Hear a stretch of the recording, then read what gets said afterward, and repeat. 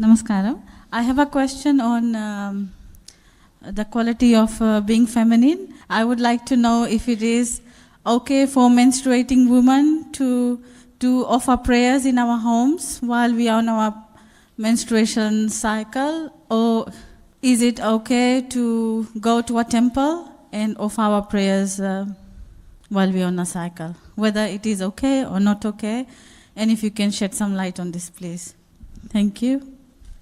The Indian origin people in Fiji are still 2 centuries ago. When you went there from India, you're still in the same place. Other Indian women have moved on.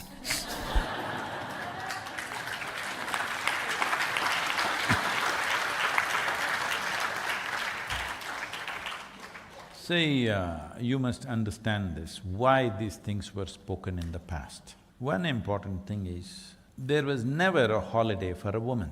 Even now in many homes it's still true. Today is a holiday for everybody, office and school break means a woman is working overtime, okay? Maybe man is pitching in a little bit today, but those days it wouldn't be so. And there was not just one woman in the house, generally there were multiple women because joint families and stuff. I've been in a joint family where there were over 400 people. So nearly about 150 plus women are there. So out of this, some are taking care of children, some are cooking, some are cleaning, some are doing things. Distribution of labor is happening because men go out and work in the fields and stuff, women take care of these things. And I know there are some feminists, but let us look at this sensibly without any prejudice. Tell me, as a woman, on those days of the month, would you like a break? Yes. Especially if it's hard physical work that you're doing. Hello? Yes. If it's very hard physical work, because everything was physical in those days. Cooking was not like, you put it in the microwave, not like that. There's cutting, grinding, lifting, bringing water, enormous amount of physical labor. So those days, they said, you don't enter the kitchen, Now puja, worship you're talking about. See, in my grandfather's place and all that, puja room is like a third of this hall. Huge, there are so many gods to be satisfied. Yes, dozens and dozens of gods and goddesses. The day a woman is allotted to do puja, because different days, different women are allotted so that… because puja is a strenuous process. To do puja means you must take some special water, not just some muddy water from somewhere, special water from that part of the river. You carry it, bring it, clean the puja room, prepare all these things, put flowers, make the prasadam, this, that, a whole lot of work. Worship is not simply… okay, it was an elaborate process. So again, she got a break. If she's at that time of the month, she doesn't have to do it. So generally she was given break from everything because that's the only holiday she got in a month. There are no Sundays, Mondays, Fridays, nothing for her. Every day is on and on and on. At least when she's… in a way, a woman is molting when this is going on, something of the old is going away and something new is beginning to form in the system. And above all, women did not have periods every month in those days because they had children and they were nursing the children. So 2-3 years they wouldn't have… if they have periods, it's only for a few months and again they're pregnant and it will go on. In her life, from the age of 14 to 45 or whatever, if she delivers 5-6 children, she might have seen maybe a few dozen periods, I want you to know.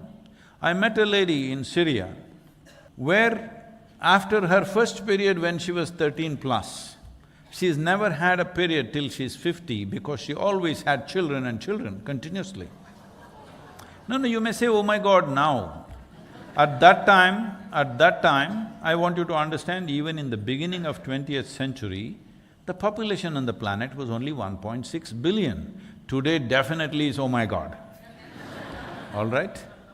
So if you look back 1,000 years ago, what was our population? It was in a few 100,000 across the planet. So there's not enough human beings, only wild animals everywhere. And they pick up your babies and go away whenever they want. Yes, how many people in the… before, let's say, 18th century or before 16th century in this country, how many families have lost their children to tigers? Just find out, the statistics are astounding. Because almost every family would have lost one child to the tigers. Today you're worshipping the tigers because their numbers have diminished. But when they were breeding well, they were just eating all over the place. There was enough wildlife, but people had to go into the forest for so many things and, suppose a mother and child goes into the forest to pick something, when the tiger comes, the child doesn't run as fast as the mother, so child goes. As it is happening with the wildlife, the older ones will run faster, the younger ones get caught, the same thing.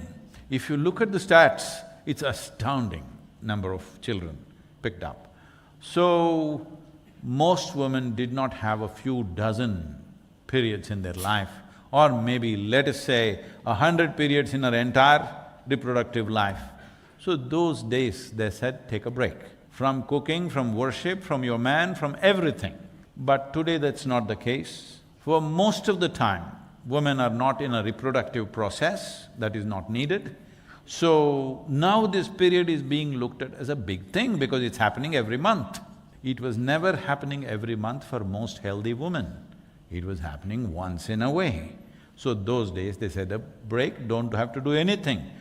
Giving you freedom even not to pray is a tremendous relief. Hello? You don't have to cook for your family, you don't even have to serve God on that day, leave everybody alone, take care of yourself. Isn't it a wonderful process? We are looking at it from the wrong side of history, wrong side of times in which we are. So, you can go wherever you want.